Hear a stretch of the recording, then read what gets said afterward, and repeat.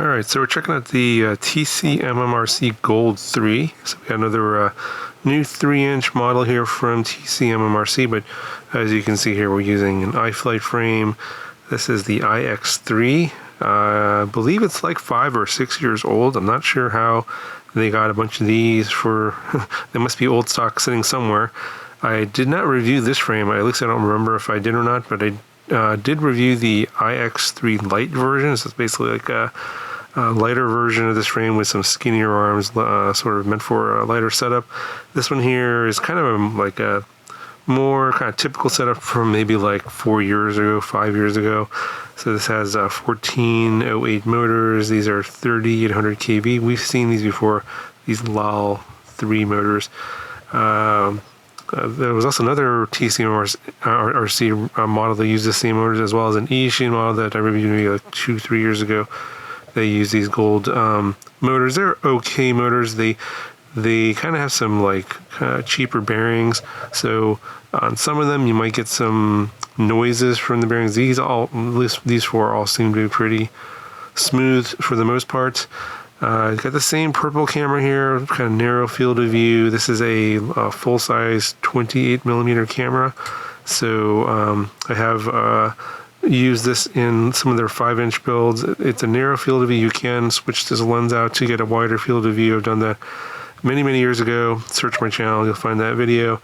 But the main reason they put this model as a new model is they swapped out the stack, and that's the kind of the thing with TC MMRC is they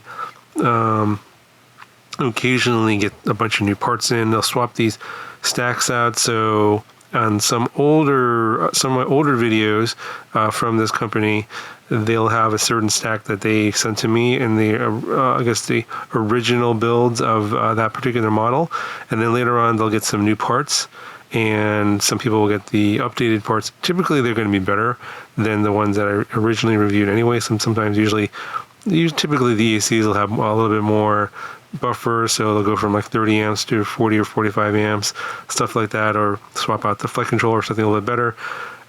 So these parts here may show up in some of the older models that I reviewed, like some of the 5-inch or 3-inch models that I reviewed in the past. So something to, maybe if you look at my older TC MMRC reviews, these parts might show up in those models. I'm not 100% sure if they will or not, but I just wanted to let you know that these are new. So we have a 45 amp 20x20 4-in-1 ESC. It's BLLES. No BlueJ firmware on there. It's regular BLLES firmware, nothing special. Another 20x20 board here for the flight controller. This is F405 flight controller. And it has, I think, 6 UARTs, I believe. So pretty good there. And then this is the updated, the XF5805 V2 video transmitter, analog video transmitter, of course. It's got the MMCX connector there in the back for this short antenna. And this one goes up to 1 watt. So you'll see that in the DVR footage, even though the antenna is not really that far out from the frame. I get pretty good reception, hardly any breakups at 1 watt, which should be expected. Now, as I was flying this around in the narrated flight, you'll see, I'll link that video down in the video description if you want to hear the thoughts of me talking versus just watching what's on the screen over here. There's no PID tune, so it's just stock Betaflight.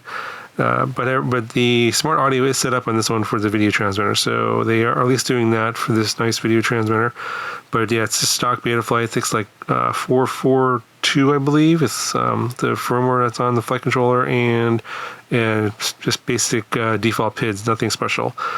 And I think that this does need some kind of a tune, or they may need to adjust the way that the stack is mounted. So there's 4 screws here that go up through there's some rubber grommets there for the ESC. It's going through that, going through these rubber grommets for the flight controller, and then there's this plastic M2 standoff there that goes into the video transmitter. So that screw is going all the way up through these parts here. I think it's screwed down a little bit too tight. You can kind of see there. Now I just, basically installed my receiver, which is this Express LRS receiver here, which is actually configured as an S-Bus receiver. I'll have a video on how to do that on my second channel later. But yeah, I just stuck that in there, and it's already bound to my Express LRS transmitter, and I charged up the battery and went and flew it. So, you know, I didn't do any tuning, didn't modify it in any way, but I did notice that there were vibrations at higher throttle levels, and that's due to vibrations coming from the motors and props going through these arms and into the stack here. And I think it's because this might be screwed down a little bit too tight. It can be modified with like adding some TPA to, you know, basically reduce the D gains on higher throttle levels. You can do that in Betaflight, but because it's just a stock pin tune, probably meant for 5-inch, it's those vibrations aren't getting filtered out. Or you can also modify the filters on the pin tune for that. So I didn't do any of that stuff for this video. I just wanted to show you that how it flies out of the box if you buy it. Bottom mounted battery like this. I did have to add my own battery strap. The one that came with it was a little bit too small. And then I had some rubber padding on the bottom here so that battery isn't hitting the screws. But there's really nothing special about this frame or these motors or the camera. I think I'm going to basically steal these parts out of here. I do like the stack, the 20x20 stack here. So I can put this into like maybe a long range 4-inch. Might do something like that. We'll see.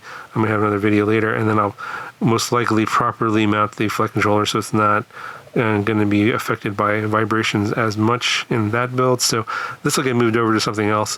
I'll probably end up just giving away this frame and the motors in a future giveaway for someone else to have fun with. But yeah, honestly, this 3-inch frame, even the iX3 Lite, nothing super special about the frame, and it's a really old one, so it's kind of like you know, people see these old frames sometimes and they're like, is that something new? It's like, yeah, what is old is new again. It's like things that were in style 5 years ago are coming back in style again. So here's how much it weighs without a battery, just in case you're curious. And then I flew with this 4S 660 GNB, and it's just a hair over 252 grams. So yeah, I would say I would recommend watching the narrated flight. That's the DVR footage from the goggles, from the camera, and my narration of the flight. So I'll give you an idea of what it flies like out of the box without any kind of modifications. But I think you can probably adjust those vibrations if you do some pin tuning. But for me, I'm going to take it out of this completely and put it into some different frame, something a little bit more modern that I think these parts will be more useful for. I'm thinking maybe like this 1-watt video transmitter will be useful for something kind of analog wise, but you know, maybe flying a little bit further away, maybe where something I don't necessarily want to risk my O3 or Walk Snail digital system, something like that. All right, it's going to cover this video. Links down in the video description if you guys want to check it out, and I'll talk to you guys later.